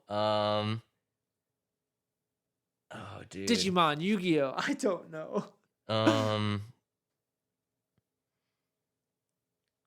no. All right, I think we can do this. I'm gonna give you 2. We're at 16. So if I give you, How many games or franchises do we have left? 3 franchises left. Okay, you got to give me one more word with this, and then we got to nail it with the last 3. Can we do 2 words? And then we would be out. We would miss it by 1. I think we can do it. No, I think we can do it. If I give you 2 words right now, that gives us 2 words. You got to get each of the next 2 in 1 word, and we still got it. Okay. We can do this. You can find the connection somehow? Yeah, I can. Okay, I think we can do this. Okay. Let's hear it. All right. Proton pack. Please, God, tell me. Please tell me you know what I'm talking about. Ghostbusters? There you go. Oh there you my go. gosh. Ghostbusters. Okay. What is VTech and what was the other thing? Oh, Vigo's the bad guy in Ghostbusters 2. Slimer, that's the little green guy that floats around with them. Oh, okay. Ecto is the ectoplasm, Ecto 1. Okay. Yeah. You know what I mean? Yeah. Yeah, okay. All right, we can do this. We need to nail this in 1 word. Lock it in. Are you ready? Yeah. Krabby. SpongeBob. Let's fucking go. Krabby. Let's go. Okay. Oh no. Yeah, now we're at 20 words. No, we don't. We got to nail this in 1 word. This is our 20. This is our 20th word. Yeah. Oh God. Dragons. Oh, dragons. Dragons. So many things it could be. You can do it. Lord of the Rings. No. Aragon. Shoot, we're out of words here. You know it. I know you know it. Dragons. How to Train It. Oh, we can't say dragon. Bloodborne. Nope. Dark Souls. Demon Souls. Nope. Elden Ring. Not a game. Oh, shoot. Dragon movies? Oh, geez. Or shows. Big shows. Game of Thrones? Let's go. Okay, you cheated. We won't put that in the short. Is that the last word or last That game? is the last one. Let's go. That's the last one. We didn't cheat a lot. We didn't cheat a lot. We'll cut it out. We got it in 20 words. But alrighty, let us know how you did with that. I did terrible. Dave gave me some really challenging words today. It's hard. It's hard though, right? With the words you gave me today. I mean, I think it's like this game is hard because you have to like really know what the other person loves. Like for me, the words that you gave me for Planet of the Apes were like ridiculously hard. That's true. Because I don't watch Planet of the Apes. Like that makes sense. You know what I mean? That makes sense. Yeah. Like Hawkins, I thought was an easy word. You know what I mean? Yeah. This is tough. This is the toughest game that we do, guys, by far. I think what makes it harder is when we pick specific names from these shows. Like if you make it more broad, I think it's a little easier. If that makes sense. It's a catch-22, right? Because the name makes it harder if you don't know. Yeah. Like again, like Planet of the Apes, like Caesar meant nothing to me. Yeah, but monkeys and virus meant nothing to me. I'd never seen Planet of the Apes. But you know the premise of the movie. I know the original Charleston Heston movie, but all right, let's move on. Last game of the night, Hell Is Us by Rogue Factor, comes out in 2025. Another game coming in 2025. Dave, take it away. Did I curse at all on this episode? I don't think I did I? Yeah, you did. You did one word, I think. Did I cursed on this one? You said booty. I want to start off by saying that I am super excited for this game. I think it looks really, really fun and really, really incredible, and a game that I'm definitely interested in playing. And with that being said, I am going to shit on this pretty hard. Oh, okay, good, because I don't have much on it. So I'll let you do that. Take it away. Okay. Yeah. Guys, if you guys are just listening, what we are looking at right now, this is kind of cool to me because this is gonna be like, it kind of feels like this is gonna be a Souls-like that has kind of merged together with like a survival horror almost. And there's not a lot going on with the story. Basic story premise here is that the world has been ravaged by war and has been given rise to these supernatural demons, and your character, I don't think this story is going to be anything too crazy. Your character is going through this world and most likely just trying to push these demons back to wherever they've came from. If you're just listening, this reminds me a lot of Lords of the Fallen. So I know people are saying that this is a Souls-like, but it 100% reminds me of Lords of the Fallen. And the reason why is just because of the animations that we're getting in the fighting style. Doesn't remind me so much of a Dark Souls. It just feels kind of slow, a little bit slower than you're typically used to. And we saw that a lot in Lords of the Fallen. And essentially you're armed with this drone and a sword. There's not really a lot going on here trailer wise, so I mean, it's fine. It definitely looks like a game that would be interested in. But when it really comes down to it, man, like, I don't know. I feel like this game is just kind of like a hodgepodge of a lot of games thrown together, which is fine. It's okay. I'm excited to play it. I think it looks good, but yeah, essentially it's just like a lot of game elements from games that are already popular thrown into one. It's funny that you mentioned that. There in the comments of the videos I watched, I liked the one that said, Metal Gear Sol's Death Stranding. Yeah. And so I thought that was funny, and I can definitely see that. And again, I pulled it up. Honestly, out of all the Souls likes we've talked about in the games, or if even if this is not a Souls like, games like this, like I honestly do not like the aesthetic of this one, to be honest. Like out of all the ones that we've watched, I think that like the enemy like spot from like the Spider-Man movie, the Into the Spider-Verse, Across the Spider-Verse, like the Spot character, that's what these villains look like, and I don't think they're very cool looking. I think the animations of like the red ball that they control, like I thought that was kind of lame. I'm leaning to more lame with this one, to be honest. I think there's so many more Souls like that really stand out, and I don't even play them, but this one is not intriguing to me in terms of like aesthetically pleasing or anything. I mean, I think you guys I don't know. I think you guys have to kind of look at it from this standpoint. Like Souls like is getting so big. Yeah, it's getting so broad that like we're almost kind of moving off the path now. Like Lords of the Fallen was Souls like, but it it from a combat standpoint, like I said, it was kind of slower and a little bit more meticulous, which is I don't know, like if you're a Dark Souls player, you're ridiculously meticulous, but it just if you played both games, you kind of know what I'm talking about. It's just you want to be meticulous in Dark Souls, but fast. In Lords of the Fallen, it's almost impossible to be meticulous and fast because the game kind of forces you to slow down a little bit, and that's a lot what this game feels like it's doing. It's forcing me to slow down. So that kind of combat system really gives me elements of Lords of the Fallen. Now you also have we saw the cutscene of the drone following you around. This really reminds me of like Stellar Blade, which we just talked about, which we just played. That's the same kind of element of having that like Navi character kind of follow you around. Now, the one thing that really kind of sucks is they talked a lot about the sword and how important the sword is because the sword comes from a different world. Well, okay. What that means to me is there's no class system here. There's no builds here. You know what I mean? In Dark Souls and in Souls likes, you can kind of build your classes and stuff like that.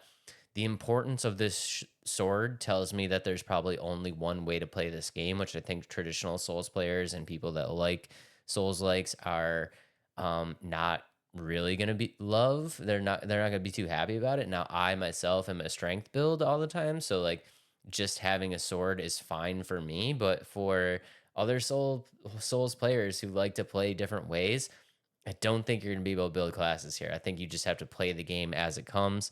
Um, and then if you look at their website, they're like, I don't want to throw shade on them, but it's kind of funny. If you look at their website, like, and like the blogs being written about this game and stuff like that, they are just like really leaning on this like no hand holding thing. And you're just like, it's just like, oh, we here wanted to totally get rid of what we call silver plating and just like giving the gamer everything that they need to make it through the game. So we're not going to do anything like quest markers or compasses, and there's going to be no maps. And I'm just like I'm reading this whole thing and just being like, yeah, Dark Souls. Like that's what Dark Souls is. The Dark Souls doesn't give you a freaking map and it literally just throws you into a game, and most likely it's gonna put an enemy 10 feet in front of your face that's gonna slaughter you in 2 seconds the first time you drop into the game.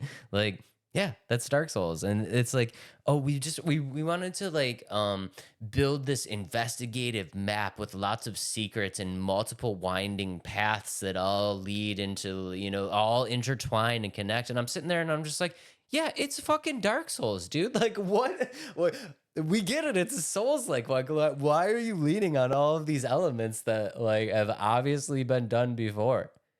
Demon Souls came out in like 2006. Like, yeah, this is not a new concept to us. We get it. You're not holding our hands. Like, I don't know why they would kind of lean into that, but like I said, and like what you've been explaining, like there's no like wow factor to this game right now. Like it's a game that, yeah, the setting's a little bit different than some of the other Dark Souls, but I could argue it's not at the same time, because what's the Remnant 2? Isn't that kind of like brings the like the shooting, like electronics, like isn't that in Remnant 2? And then this one isn't anything new. To me, honestly, I think that it's kind of boring. And like I don't even play these games. Granted that so people are gonna counter argue like you don't play these games, so how can you have an opinion? But like aesthetically, like it looks boring, and from what you explained, like it's nothing that's going to set. And we say this all the time, like no game has to set the standard, be the next big thing, but this just doesn't seem like it has anything really to be a wow factor for it. Yeah, I mean, like I said, guys, like I'm excited. I'm just excited when you get any Souls like, right? So I'm excited to play the game. I'm gonna play the game, and then but like I'm gonna be honest, dude. Like I crapped on it a little bit, and I crapped on it a little bit because I saw just the amount of views and like the amount of like I don't know, the amount of like hype that this game was getting, and I'm just like, I'm sitting here like, why? Like you know what I mean? They're taking concepts that have been around forever and trying to twist it to the point of like we made this our own thing, and it's like, dude, no the fuck you didn't. Like I've been playing games like this for 20 years. Like why are you trying to make it like seem like this is some new concept that you came up with? Like yeah, it's a Souls like. You're not supposed to hold our hands. You know what I mean? Like every Souls like I've ever played did it. Lord of the Fallen did it. Liza P did it. Remnant did. You just that's what it is. You get dropped in, you get no help, you get no direction. Just go and figure it out. And it's like, I don't know. The game the game looks okay, but I'm gonna be honest. If you guys see this, you need to stop leaning into that. Like you kind of made that your thing. That is not your thing. From Software and a bunch of studios have been doing that for like 20 years. So let's just kind of calm it down. When was this game announced? Just a couple days ago. Well, the announcement was like years ago. See, and that's another thing. They announced this game years ago, and then they have this gameplay trailer that really didn't highlight good gameplay aspects of it. Like, you know what I mean? They didn't show big things that would be different in this game compared to other Souls likes and things of that nature. Like, you know what I mean? They just kind of leaned on the aesthetic of the game and not so much the gameplay. Yeah, and I mean, I'll be honest, it's a Souls like, but it feels like a watered down Souls like. You know what I mean? It just feels like it's going to be lacking some elements that traditional Souls players are gonna want, and they're instead just kind of leaning on the basics. They're like that. That's it. That's exactly what it is.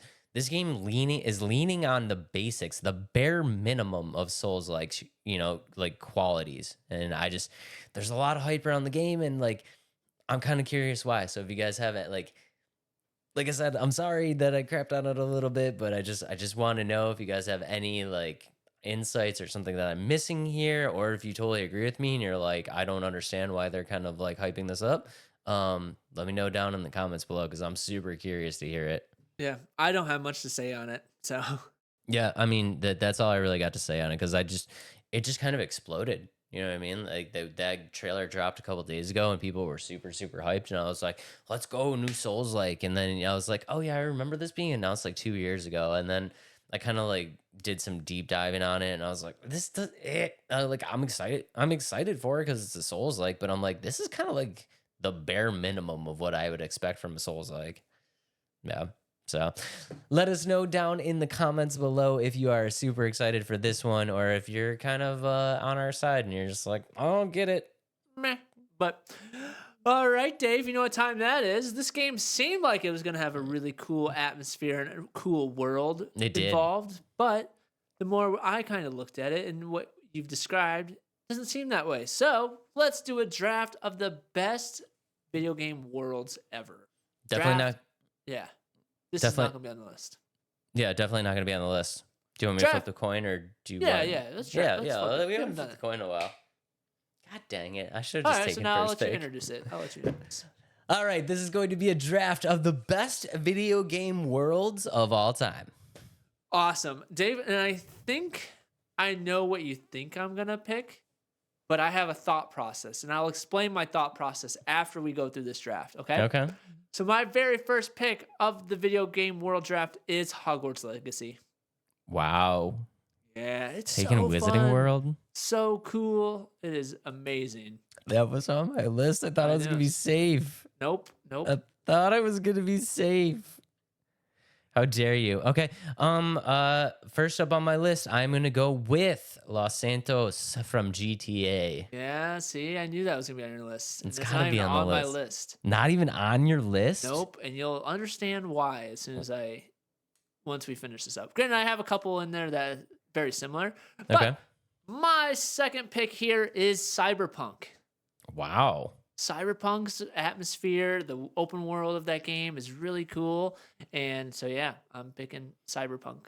That's a good pick. Okay, next up on my list, I'm going to go with Hyrule. You know I had to do it. There's no way I could not put the World of Zelda on this list. That's a good pick. I knew that was going to be on your list. Okay, my next pick, I didn't fit the world names on here, to be honest. I don't remember. I guess at this next one, I could be part of it. So my third pick is Pandora from Borderlands. Let's go. I love Borderlands. The atmosphere of that game is so fun, so bright, and so I like that open world, or that world in general. That's a good pick. All right. I'm gonna go ahead and do it with my third pick. I'm going Yharnam. Bloodborne Forever, baby. There you go. That's a good world. I like it. No, you Yeah, don't. I No, you don't. don't. You No, I axed. don't. You axed Bloodborne in the other one. sure Don't even did. act That was like the you first like game it. I cut. That's the first game I cut. All right, my fourth pick here is Dying Light.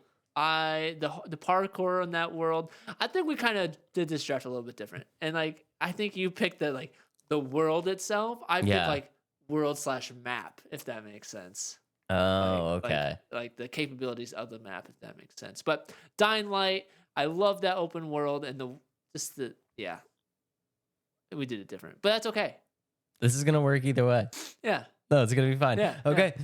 Next up on my list. Oh no. That's all right. I'll deal with that later. Next up on my list, we are going to go with. I'm doing it. No, give me Gotham from the Arkham series. Ooh. Yeah, I had to do it. I missed out on that one. I should Yeah, have picked that one. Dang it. Do that. Just yeah. the recreation of Gotham is so good. Yeah, it really is. Just Okay. always raining and it's so bad, man. It is very Batman-esque. My final pick here is Ghost Recon Wildlands. That's a good pick too. It's so big, it's so cool, and I know I just liked the way it felt. It played well, and how big it was, and the different biomes of the game were really cool. That's a great pick. Yeah. All right. Last on my list, I am going to go with. Oh, dude. I'm leaving some bangers on this list. Yeah. I'm going with Wonderland from Alice Madness Returns. Okay, I like it. Alice in Wonderland is such a great story, and to see that come onto a video game, and especially in that dark setting, I was just like, this world is insane, and I love it. That's a good pick. That's a great pick. Thank you. Was that it? That's 5, right? That was 5, yes. Yeah, dang, we flew through that one. Flew right through it. Some honorable mentions here. So let me actually explain how I picked it. I tried picking it on worlds that weren't copycats of real cities, if that makes sense. Oh, so yeah, no. When I first did this draft, I was like, oh, I'm gonna pick Los Santos. I'm gonna pick Chicago Watchdog. Because I was gonna do Watch Dogs, their open world, and Spider-Man. And then I was like, but that's kind of lame. Let's do something that's not really real. Granted, Ghost Recon Wildlands is where is it? Bolivia, but it's like saying I'm taking New York City because of the turtles. Yeah, exactly. Yeah, no, I got you. Those are honestly, I think your picks were good. I think I did the same except for Los Santos. Yeah, maybe that's why I didn't. Maybe Gotham, but Gotham's not real. Yeah, Gotham's a clean pick. We get a free pass on Gotham, but yeah. Oh, go ahead. I was gonna say Horizon Zero Dawn is another one. I was going to pick Microsoft Flight Simulator just because of the capabilities of it being a 1-to-1 ratio of the world. That's a mic drop, dude. Yeah, but I didn't pick it because I was like, it's the same thing. So that would have instantly won the draft. You should have definitely picked it. I should have. You should have just put Microsoft Flight Simulator and then pushed your mic away and walked out. Left the room. But let us know in the comments. Oh wait, do you have any honorable mentions here? Honorable mentions: we got New Austin from Red Dead, we got Ashina from Sekiro, we had to go Tsushima from Ghost, and I did Axiom from Lords of the Fallen. Boom. No. Let us know in the comments which of these worlds are on your list and what other worlds deserve to be on the list. And that wraps up this great episode of episode 59. Dave, it was fun. This was a great episode. It was. Yeah, that's a lot of fun, guys. Thank you so much for everything. We super appreciate you guys. Thank you for all the likes, the subs, all that stuff.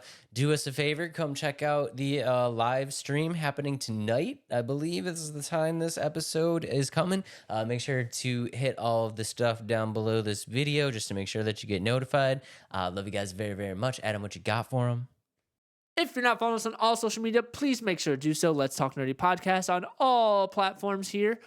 And a little bit final announcement here. Be on the lookout for SpongeBob the Patrick Star game review because that also comes out today. So this will be out next Tuesday, which would be, hold on, the 8th.